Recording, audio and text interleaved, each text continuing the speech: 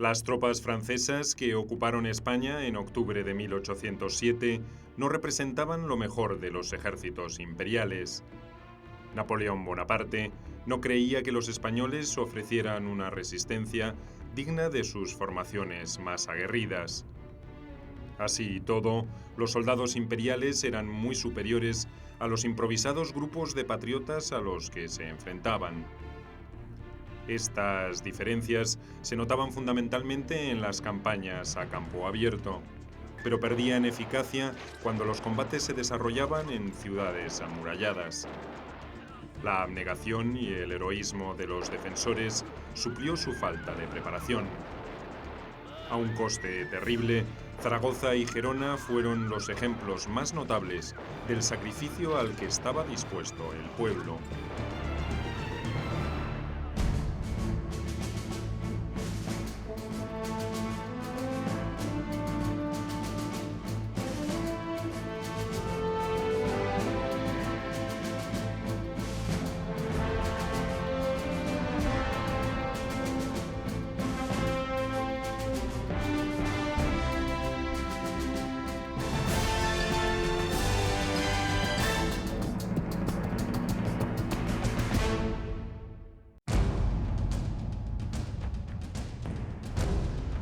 Ni aquí ni en nuestro pueblo hay afrancesados. Los franceses no saben ni que existo.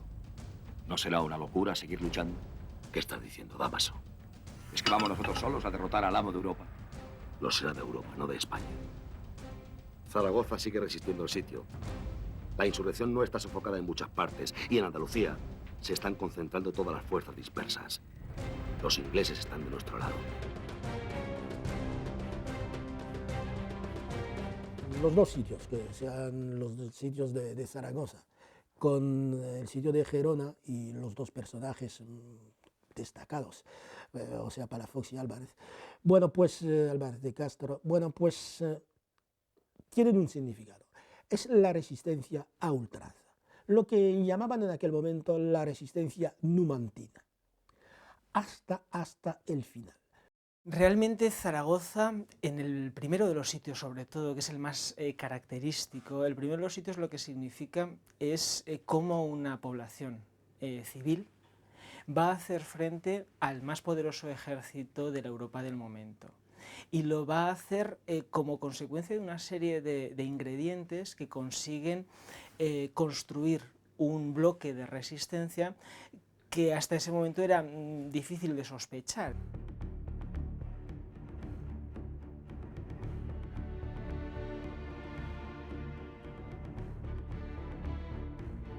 La capital de Aragón dominaba una de las líneas estratégicas que Napoleón consideraba claves para el dominio de España.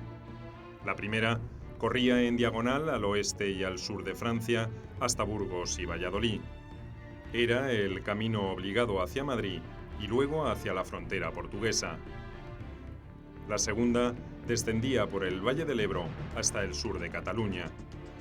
Zaragoza, controlada por los patriotas desde la insurrección de mayo de 1808, se convirtió en objetivo primordial en los planes franceses. Manuel Godoy, el poderoso ministro de Carlos IV, había dejado a Aragón sin tropas regulares para reforzar otros puntos más expuestos de una España en guerra con Gran Bretaña. José de Palafox, acérrimo partidario de Fernando VII, fue convertido por aclamación en el jefe de la Junta de Gobierno de la ciudad y se dedicó a reclutar y a entrenar una pequeña fuerza militar integrada por artesanos, obreros y por pequeños propietarios rurales de los alrededores de la ciudad para defenderla. Así conformado, el ejército aragonés, más allá de su voluntad y del entusiasmo de su inspirador, carecía de la mínima disciplina táctica como para enfrentarse a los franceses. Palafox, exoficial de la Guardia Real, tampoco era un hombre fogueado en el campo de batalla. Y Palafox se cree en aquel momento el que puede representar ese clamor popular, esa injusticia, y será a lo largo de los sitios, Palafox será el crisol que reunirá, es un muy buen comunicador, es muy buen líder, arrastra muy bien a la gente, sabe replegarse a tiempo cuando tiene que replegarse, es decir, que tiene la listeza del líder, y aunque no tenga la profundidad de otras cosas, yo creo que será clave y es uno de los hombres que ve desde el principio que la Junta Central tiene que constituirse, que no puede trabajar cada región o cada antiguo reino por su cuenta. Con murallas bajas, de adobe, Zaragoza no era una ciudad que resultara inexpugnable a un asalto. Fue esa circunstancia la que impulsó a Palafox a salir al encuentro de la columna francesa, comandada por el general Charles Lefebvre Desnouettes, antes que intentar una defensa detrás de los muros. Entre el 14 y el 15 de junio, Palafox y su improvisado ejército fue derrotado y puesto en fuga en Alagón, a 20 kilómetros de Zaragoza. Cuando los sobrevivientes de la batalla de Alagón volvieron a Zaragoza, precediendo por algunas horas a los franceses, los 40.000 habitantes de la ciudad supieron que no tenían más remedio que rendirse o combatir. La mayoría de los miembros de la Junta de Gobierno huyeron. La población, acaudillada por patriotas decididos, resolvió resistir. Empujaron los cañones para defender las 3 puertas de acceso y abrieron troneras en los muros. Palafox decidió no volver a Zaragoza después de la derrota y prefirió alejarse en busca de refuerzos. Mientras tanto, el comandante francés acampó el 15 de junio delante de las puertas de la ciudad con 3.500 soldados de infantería, 1.000 de caballería y una batería de cañones. Palafox no tenía esas connotaciones. Palafox era un militar con vocación política, había acompañado a Fernando VII a Bayona, era un militar cortesano, era un militar que no tenía realmente una vocación, que no tenía una vocación militar propiamente dicha, era mucho más un político que un militar. Y se comportó como tal, fue un hombre que acabó representando efectivamente la defensa de Zaragoza, pero probablemente los méritos objetivos de la defensa de Zaragoza los tuvo mucho más personajes que han pasado casi desapercibidos. Convencido que después de los primeros cañonazos la defensa se derrumbaría, Lefebvre dio la orden de ataque. 3 veces la infantería francesa trató de tomar las murallas, y las 3 fue rechazada con grandes bajas. Los sangrientos combates, cuerpo a cuerpo, se generalizaron en la Puerta del Carmen y en la del Portillo. Un sacerdote, Santiago Sas, un pequeño propietario, José Zamora, y un comandante de caballería, Mariano Renovales, organizaron a los improvisados combatientes. La caballería napoleónica logró finalmente atravesar la Puerta de Santa Engracia, pero desde los tejados y balcones recibieron una lluvia de disparos y de piedras. Cuando llegaron a la plaza del Portillo, los jinetes fueron acorralados por una multitud de hombres y mujeres que los atacó con cuchillos, palos, machetes y bayonetas. Yo creo que lo que caracteriza a esa primera oleada de tropas, las que llegaron a Zaragoza a comienzos del verano de 1808, es que son tropas que confían en vencer con su sola presencia.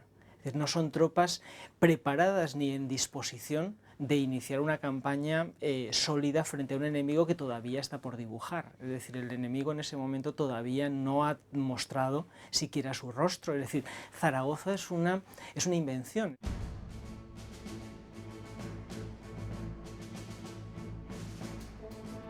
Las calles estrechas y el hostigamiento permanente que provenía de todas partes desalentó a los soldados franceses.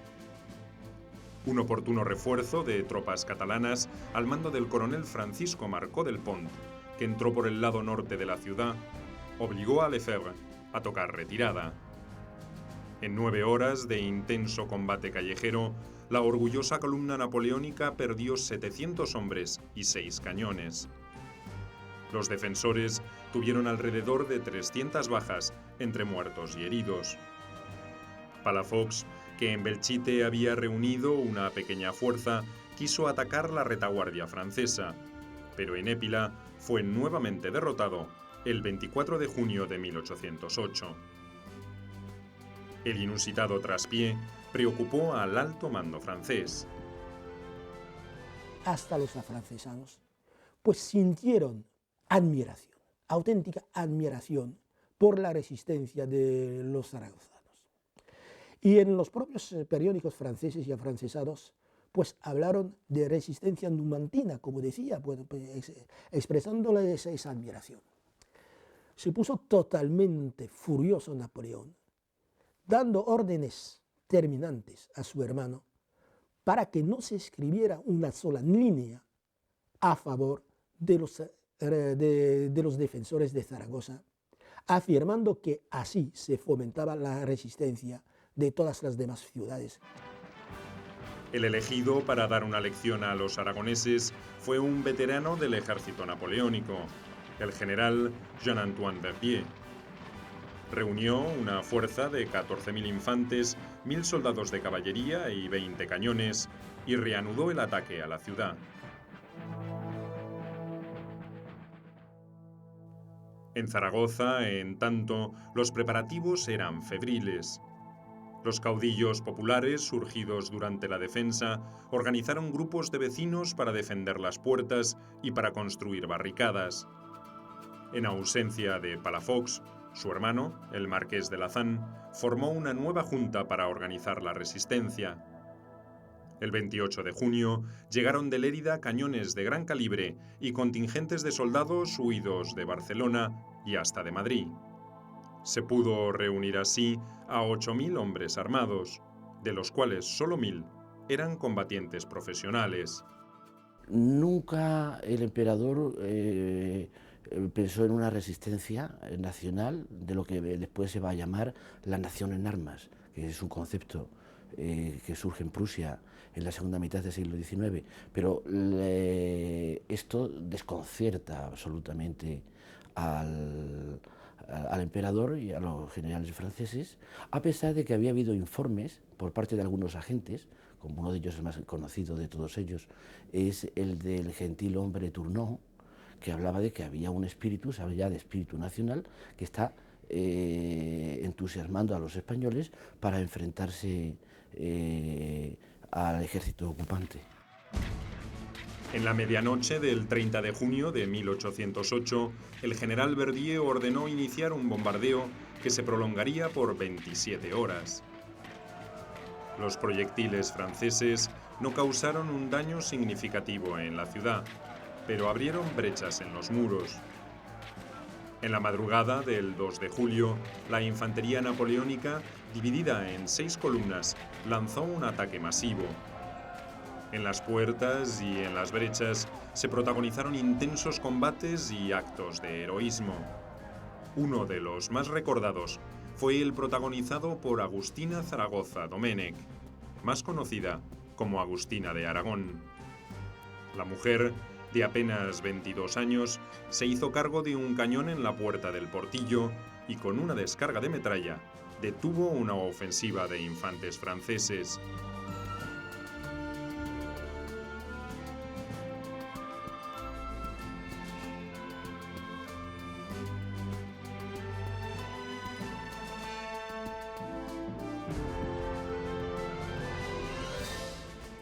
La propia sociedad zaragozana, que en primer lugar supo y pudo fortificar de manera improvisada la ciudad, que no hay que olvidar que en contraste con Gerona, Zaragoza era una ciudad no fortificada, Gerona sí, Gerona tenía fortificaciones, y sobre todo el papel de las mujeres, el papel espontáneo de unas mujeres que hasta entonces jamás habían adquirido un protagonismo directo en la guerra y que precisamente en Zaragoza, sobre todo naturalmente a través de la figura simbólica trascendental de Agustina de Aragón, realmente van a representar a la sociedad civil frente al enemigo francés como nunca se había representado.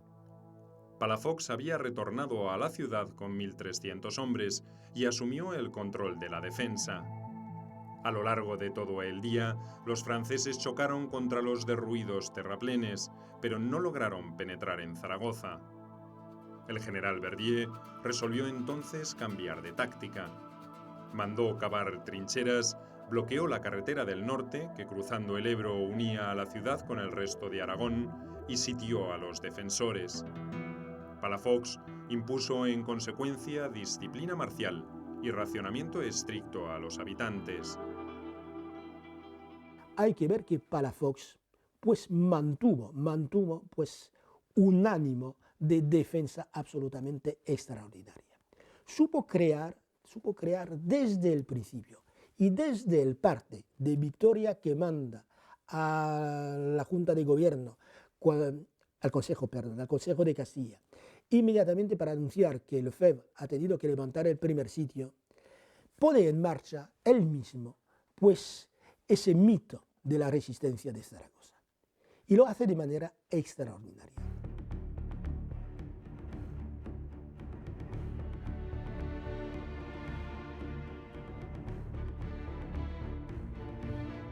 Entre el 31 de julio y el 4 de agosto, Zaragoza volvió a sufrir un constante bombardeo.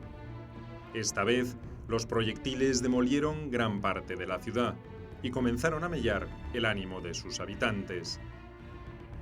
Las noticias de un gran triunfo español en Bailén impidieron que la desazón se transformara en pánico cuando el 4 de agosto los franceses reiniciaron el ataque.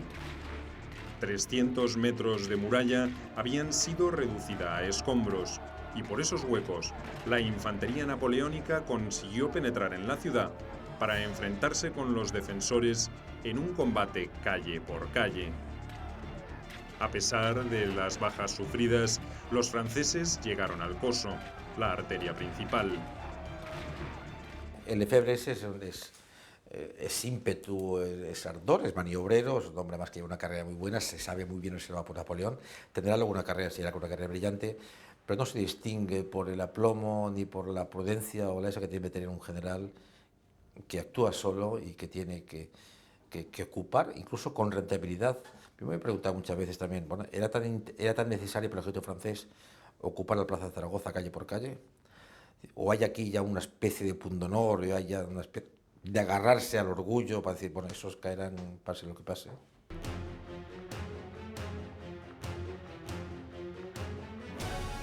En el momento culminante del combate, el rumor de que Palafox había vuelto a huir de Zaragoza desalentó a los defensores, que estuvieron cerca de abandonar la resistencia. En realidad, el jefe de la resistencia había salido al encuentro de 2 regimientos catalanes y de otros 3.000 reclutas de diferentes regiones de España que transportaban víveres y municiones para los aragoneses. La lucha recrudeció. Con renovado heroísmo, los defensores consiguieron frenar la ofensiva francesa. En 7 horas, el ejército napoleónico sufrió 2.000 bajas. El 5 de agosto se reanudó el combate en las calles. Durante una semana, el frente se estabilizó en el centro de la ciudad, sin que ninguno de los bandos lograra una ventaja decisiva. Para entonces, el general Verdier estaba preocupado por otros acontecimientos. Conocía el resultado de la batalla de Bailén y la consiguiente evacuación de Madrid de José Bonaparte. Sus órdenes no habían sido revocadas. Tenía que conquistar Zaragoza a cualquier precio, pero temía quedar aislado y a merced de otros ejércitos patriotas.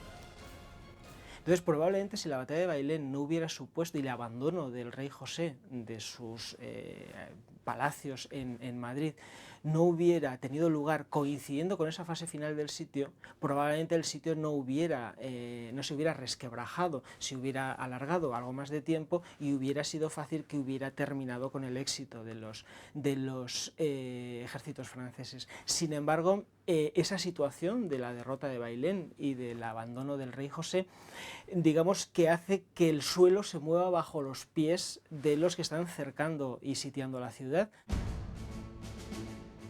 Palafox, que había especulado con una pronta retirada de los franceses, retornó el 9 de agosto con 4.000 soldados regulares y carros repletos de provisiones. Llegó en el momento indicado. El 12 de agosto, tras otro intenso bombardeo, el ejército napoleónico inició el repliegue. El 14 de agosto, su último acto de guerra consistió en volar el monasterio de Santa Engracia. Los franceses habían perdido 3.500 hombres y una enorme cantidad de material de guerra. Hasta el general Verdier había sido herido en una pierna. Entre los defensores, las bajas fueron incalculables y la ciudad quedó semidestruida.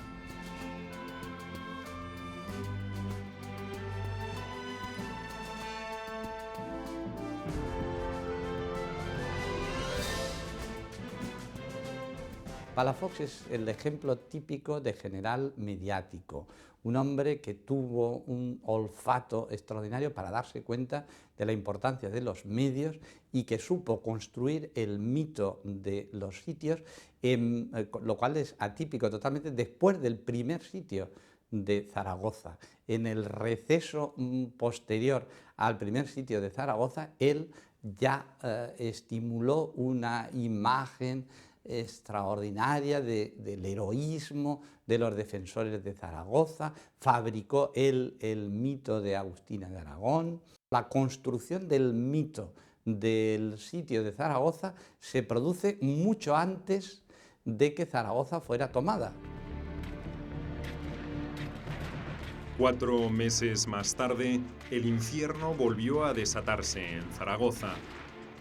La contraofensiva napoleónica de noviembre de 1808 había desarticulado los ejércitos españoles en casi toda la península. Entre las únicas fuerzas en condiciones de combatir estaban las aragonesas, reforzadas con 2 divisiones valencianas que se habían replegado hacia esa ciudad luego de la derrota de Tudela. Más de 30.000 hombres se atrincheraron entre las ruinas de Zaragoza, esperando el ataque. Las divisiones francesas, a cargo del mariscal Bonarrian Jeannet de Moncey, se concentraron otra vez en Alagón. Palafox no intentó ni siquiera hostigar el avance. El 20 de diciembre comenzó el segundo sitio a Zaragoza. Esta vez, los franceses habían trazado planes precisos. Napoleón había ordenado que atacaran la muralla al este de Santa Engracia para alcanzar con mayor rapidez el centro de la ciudad. Moncey contaba además con 30.000 soldados, 130 cañones y una división de ingenieros zapadores. El bombardeo fue feroz y sistemático. En una semana, cayeron sobre Zaragoza alrededor de 6.000 proyectiles. Ciertamente hay muchas diferencias entre el primero y el segundo sitio. Algunas parten de la propia actitud con la que llegaron los franceses a las puertas de Zaragoza. Es decir, al principio Zaragoza era un episodio más que les permitía, era evidente, articular bien el corredor del Ebro, pero era una ciudad, digamos, poco caracterizada, y en el segundo sitio la ciudad ya ha cobrado un carácter, ha adquirido una personalidad e incluso ya no solo tienen que combatir contra un ejército, contra unos resistentes, contra una ciudad, sino que tienen que combatir el mito, tienen que derribar el mito construido de la Zaragoza resistente, de la Zaragoza popular. El 26 de enero, el cañoneo se concentró entre Santa Engracia y el convento de Santa Mónica. Al día siguiente, por las brechas abiertas, la infantería inició el asalto final.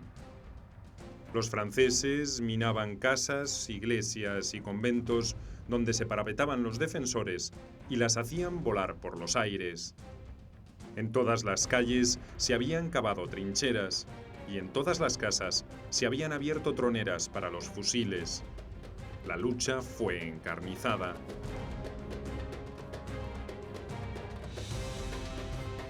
Ya la guerra de independencia es la primera guerra moderna, según algunos, en la cual la población civil sufre las consecuencias. Ya no son las guerras aquellas en que en campo abierto se encontraban 2 ejércitos Yo de todas formas siempre mantengo que la frontera entre población civil y población militar es muy marcada, así que del momento que los soldados se iban por levas, por quintas, tal, bueno, lo único que eran civiles vestidos de uniforme, pero a lo mejor a la guerra no querían ir. Así que la frontera entre, pero bueno, el modelo o el prototipo sí de guerra, la guerra de independencia ya involucra claramente a la población civil. La falta de víveres y las enfermedades agravaron la situación de los sitiados. El 18 de febrero, los franceses ocuparon la margen norte del Ebro y desde esa posición bombardearon lo que quedaba de la ciudad. Palafox, que había caído enfermo, delegó el mando a una junta cuando solo quedaban 3.000 soldados en condiciones de seguir luchando. El mariscal Lannes intimó a la rendición y la junta decidió negociar.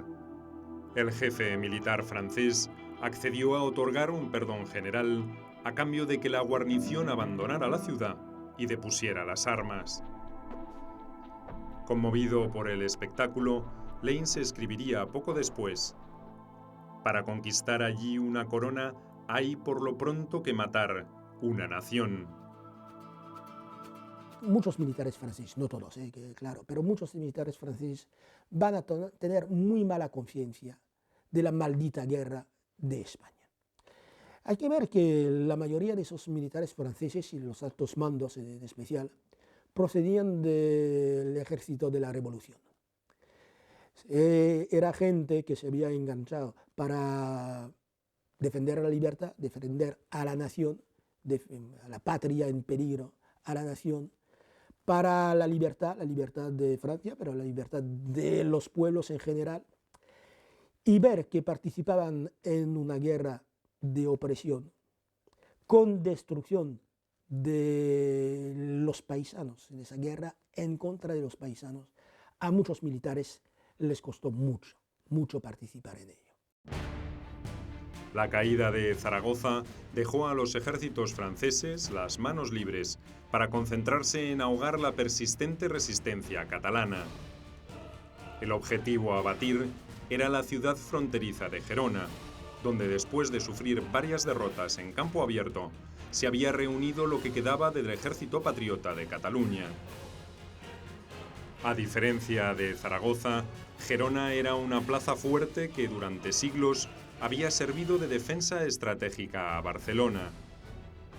Ubicada entre laderas rocosas y el río Ter, sus fortificaciones externas eran de difícil acceso, especialmente la de Montjuïc. El 5 de mayo de 1809, el general Verdier, al mando de 14.000 hombres, inició el sitio a Gerona. En lugar de atacar la ciudad, arriesgándose a otra desesperada lucha callejera, intentó tomar primero los fuertes circundantes. Como en Zaragoza, volvió a equivocar su cálculo. La ofensiva contra Montjuïc terminó con la fortaleza semidestruida, pero no rendida. Después de 7 semanas de intensos combates, los franceses tuvieron no menos de 1.000 bajas. Los defensores sufrieron más de 500 muertos y un número similar de heridos. Verdier se convenció de que sería mejor estrechar el cerco, mantener la presión y esperar que la situación dentro de las murallas se deteriorara. Gerona solo tenía 8.000 habitantes en 1808, pero estaba defendida por una guarnición de más de 5.000 soldados y milicianos, al mando del general Mariano Álvarez de Castro. Álvarez de Castro era un militar atormentado porque había sido gobernador militar de la montaña de Montjuïc cuando justamente entraron los franceses en Barcelona a comienzos de la guerra y no había sabido defender, él arrastraba esa mala conciencia de no haber sabido defender con las fuerzas necesarias, con la capacidad deseable, Montjuïc frente a los franceses. Y Gerona para él era la gran oportunidad, la oportunidad histórica que un general tan puritano, tan reconcentrado en su papel, como Mariano Álvarez de Castro, la gran oportunidad, digo, de redimirse moralmente en su papel de militar.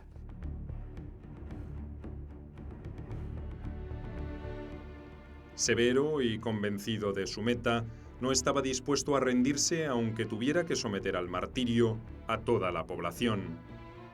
Carecía de talento como militar, pero supo organizar con eficiencia y dedicación la defensa hasta en los menores detalles. Se adoptaron incluso importantes precauciones sanitarias para evitar epidemias. Pero el mayor problema con el que debieron lidiar los patriotas fue la escasez de víveres. Álvarez de Castro pidió ayuda en reiteradas ocasiones a la Junta Suprema a través de su homóloga de Cataluña. Pero solo en una ocasión, una fuerza comandada por el coronel Enrique O'Donnell logró abrir una brecha en el ejército sitiador. Por esa fisura pudo introducirse a la ciudad un convoy de 1.500 mulas cargadas de provisiones y alrededor de 3.000 soldados que lo protegían. El general Joaquín Blake, al mando de fuerzas de Cataluña, Valencia y Aragón, intentó quebrar el asedio en 2 oportunidades, pero fue totalmente derrotado. Cuando finalmente cayó Gerona en manos de los franceses, se suscitó toda una polémica que no era nueva, por otra parte, en Cataluña, que había existido también cuando Barcelona fue sitiada por los franceses en 1697, que es la polémica en torno a si había habido suficiente colaboración o no del ejército regular español en la defensa de Gerona. Los franceses utilizaron su enorme poderío militar para reducir a escombros a Gerona. El 11 de agosto, los defensores de Montjuïc resolvieron abandonar las ruinas de la fortaleza después de inutilizar lo que quedaba en pie. Verdier estimó que la ciudad caería pronto. El 19 de septiembre lanzó un asalto de infantería por las brechas abiertas en las murallas que chocó con una segunda línea de defensa formada por trincheras y barricadas. Después de 3 horas de dura lucha, 700 soldados imperiales, entre ellos 3 coroneles, quedaron muertos o heridos. El gran día de Gerona, como se recordaría esa jornada sangrienta, fue el último intento de los franceses por invadir el reducto. En lo sucesivo, el ejército napoleónico se dedicaría a machacar a la ciudad con bombardeos y simulando ataques para minar la moral de los sitiados. En Gerona hubo hasta 120 mujeres alistadas para ayudar a los combatientes, llevándoles agua, llevándoles pan, etcétera, etcétera. Y bueno, pues es una auténtica revolución de tipo social y sociológico.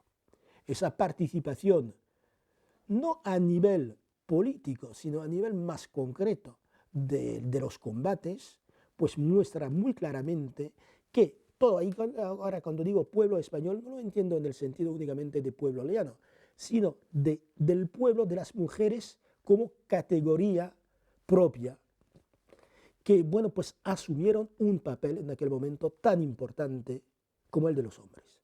Y eso sí que es algo muy, muy notable. La hambruna, las lluvias y el frío de octubre se convirtieron en valiosos aliados de los franceses. Una cuarta parte de las tropas cayó enferma y el resto ya no estaba en condiciones de combatir. Álvarez de Castro amenazó castigar con la muerte cualquier defección, pero solo agravó el clima de desesperanza. El 19 de noviembre, 15 oficiales españoles desertaron y rebelaron al nuevo jefe del ejército sitiador, el mariscal Charles-Pierre Aguerot, un panorama desolador. Gerona se había convertido en una ruina humeante, donde civiles y militares morían víctimas de enfermedades o de inanición. Hasta Álvarez de Castro sufría de una fiebre persistente y tenía frecuentes accesos de delirio. El 8 de diciembre, el estado de salud de Álvarez de Castro se agravó y su segundo, Julián de Bolívar, tomó el mando. Ya nada quedaba por hacer. La ciudad capituló el 11 de diciembre de 1809. Habían perecido alrededor de 5.000 combatientes y un número mayor de civiles. Los que salieron por la puerta de Areny eran espectros andrajosos y macilentos que apenas podían sostenerse en pie después de 7 meses de obstinada defensa. Es evidente, y es algo que con lo que habían contado los militares franceses, que sea, bueno, pues tanto en Zaragoza, Lefebvre, como en Gerona, de que los habitantes no podrían resistir a los bombardeos, a los ataques, bueno. Y fue una equivocación total, total. La mayoría, hubo algunas deserciones de paisanos y de militares, pero poquísimas, poquísimas. Resistieron hasta el final, y tanto en Zaragoza como en Gerona, lo que venció a los dos generales fue la enfermedad. Por otro lado, revelación de un pueblo capaz de energía, capaz de tenacidad, de fidelidad a un credo, a un amor al rey, amor a la religión. Y los militares franceses tuvieron que reconocer y celebrar ese, digamos, renacimiento.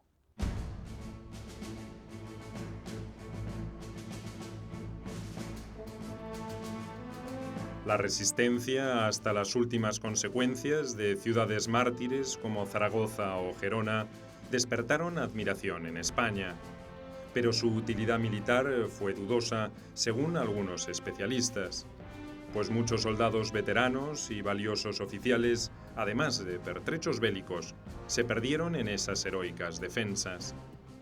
Claro que otros especialistas opinan justamente lo contrario. Los soldados y paisanos reunidos en esas desesperadas defensas pudieron enfrentarse en igualdad de condiciones a los expertos generales franceses y a sus fogueadas tropas, y entretuvieron, agotaron y desmoralizaron a miles de soldados napoleónicos, hasta entonces invencibles. Esas resistencias alentaron la lucha de todos los patriotas en España entera. A partir de ese momento, a comienzos de 1810, la Guerra de la Independencia tomaría ahora otros rumbos, donde la intervención inglesa sería decisiva.